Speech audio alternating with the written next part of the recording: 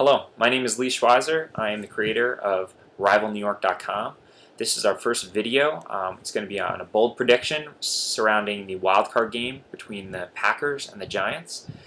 We're also going to, the way we're going to do this is we're going to actually walk through every aspect of the game, every phase of the game, except for special teams, which you say there's two, but we're actually going to break out, quarterback, wide receiver, running back, offensive line, defensive line, secondary, and middle, and linebackers. So we're going to do that, and we're going to do some rankings to see who wins the outcome.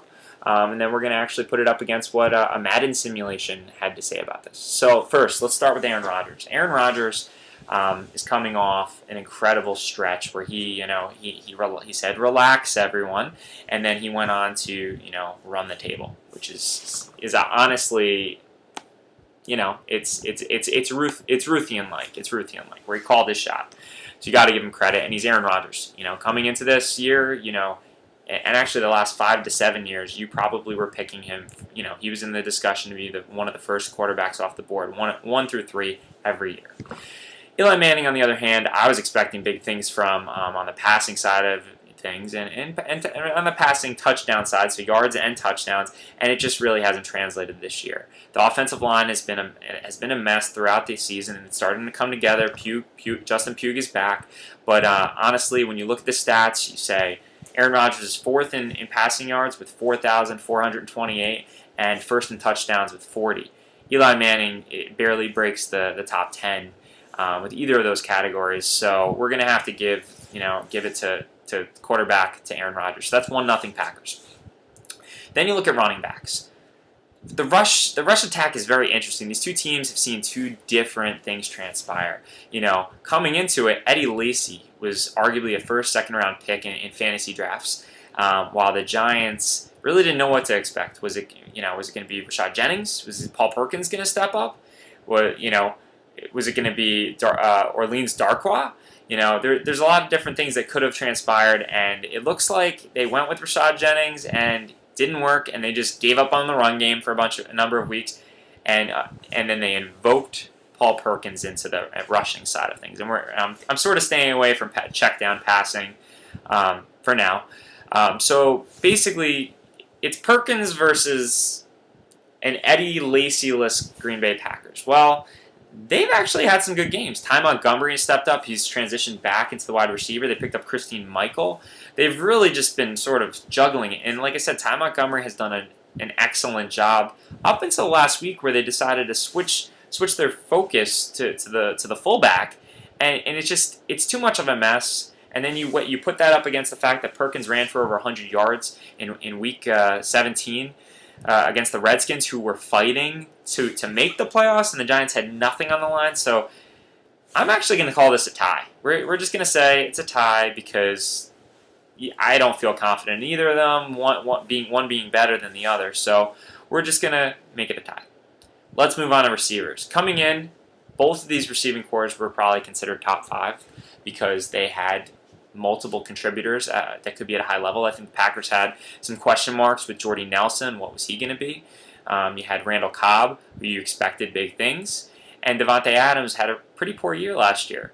Sort of is interesting that Jordy Nelson comes back and is Jordy Nelson. Randall Cobb, who was the one person who was contributing, has injury-laden season, hasn't really contributed. Davante Adams has just stepped up with a number of 100-yard-plus games. Then you look at the Giants, OBJ, Shepard, and Cruz. Everyone loves Victor Cruz, New Jersey boy from Patterson. He just, they haven't gotten him in the game. He's not getting those quick releases, and he's on the outside. I mean, he's used to being a slot receiver, while Shepard has, he's not your Julian Edelman, Wes Welker-esque, or even Victor Cruz circa 2011, 12. But he has done a great job of being a strong possession receiver who has been there in the end zone. OBJ is OBJ, and even though he had a couple of games that didn't, manifest to being 100-yard games, he still finished, I believe, second in the total yards for wide receivers for receiving. So when you actually compare the two, Green Bay Packers were 8th in receiving yards per game, while the Giants were 18th. And I honestly think it comes back to the offensive line and Eli. But you can't really, with the fact that it's OBJ and Shepard versus Nelson, Adams, injured Cobb, and a number of other people have stepped up for the Green Bay. You have to give receiving to Green Bay. So right now it's 2-0 in favor of Green Bay. Not looking good for the Giants. O-line, they have Bakhtiari, who's I believe a second team All-Pro. You'd say based on the Giants' woes that it's really more of a Green Bay call. But when you look at the stats, the Giants are actually ranked 3rd overall in their line on NFL.com. Green Bay is 16th overall, and it really comes back more to not so much the run as it is the pass, and protecting the quarterback. Rodgers is running all about. He extends plays. It's not really the old line that is really leading that charge. They've allowed 33 sacks and 76 hits on Aaron Rodgers. The Giants, with Eli staying in the pocket, and he's the first one to drop down so he doesn't get clobbered, and that's how he's our current Iron Man. I believe this game coming up makes his 200th straight start. He's only been sacked 22 times, so good job O-line, and 64 hits. So I'm actually, because this game is not going to come down to the running, I mean, it may because it's in Lambeau and we're on the frozen tundra, and it's, I expect it's going to be a big passing game, and that's where both teams are going to, stick to the McCarthy-McAdoo of, that same system. I'm going to give it to the Giants on this hand, which is, I wouldn't have thought this until I started looking at some things and really thinking about how this game should play out. So right now, we're saying after the offense, it's 2-1 in favor of the Packers. So now we look at the defense, which I get a little bit more excited about, and most of you Giants fans or any football fans have probably enjoyed the Giants. So on defense, let's talk about the defensive line first. First of all, they have 2 of the top 10 defensive linemen. They have Damon Harrison, an All-Pro, who's 1st in combined tackles. Then you have Olivier Vernon, who's 2nd All-Pro, and they're 3rd in yards per game, 5th in TDs allowed. They have played phenomenal. You look over at the Packers, and there's B.J. Raji, who's no longer there. There's really not much to be excited about on that D line, and they also play a little bit. Their linebackers are the ones who get up there and get the rush with Clay Matthews, Nick Perry. So we're going to give D line, even though they haven't had the sacks that us with the NASCAR package, us Giants fans are used to. We're gonna have to go with the Giants still to get D-line. Now you look at linebackers. We know the Giants don't draft linebackers, which I think upsets a lot of us because we're like, we need a middle linebacker. It'd be so nice to have a Luke Kuechly. Come on. But when you look at it, it's pretty simple. Green Bay's got Nick Perry with 11 sacks and Clay Matthews there. We have a bunch of fill-ins who have played exceptionally well with Casillas, Robinson, Kennard. Kennard, I think we expected a little bit more from Kennard to make the next step, but the other guys have really stepped up. But we're going to give, this is supposed to be fair. We're going to give linebacking to Green Bay. So that brings us to 3-2 in favor of the Packers as we stand going into the secondary. So the secondary is where, the Giants, I believe, are the standalone favorites here, and I think a lot of people agree.